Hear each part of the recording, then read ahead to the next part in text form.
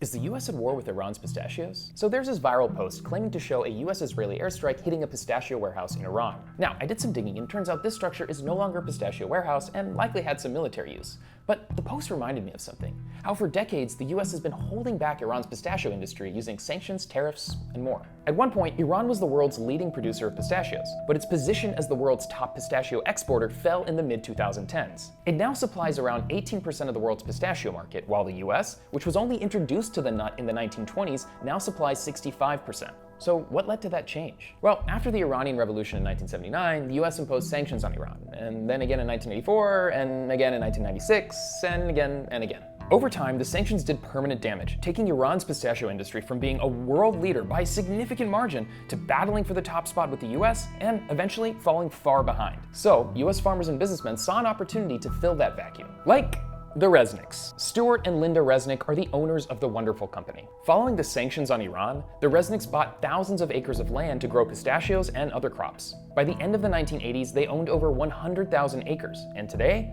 the family is worth over $10 billion US.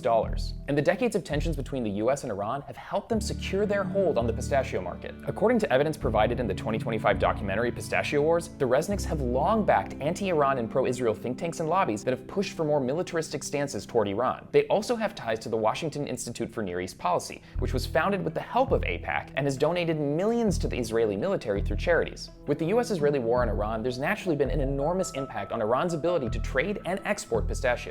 Iran's government has banned the export of all food and agricultural products so it can use them for its own people. Shipping has become more expensive, the destruction of infrastructure is hurting crops, and Western sanctions are still in place. Meanwhile, US pistachio producers are having a record crop year, with the US looking like it will keep its spot as the world's #1 producer. In fact, it's expected to export around 712,000 metric tons of pistachios in 2026 compared to Iran's 200,000. And with the devastating strikes on Iran, its people, and its infrastructure, whether Iran's pistachio industry will be able to recover after this remains to be seen.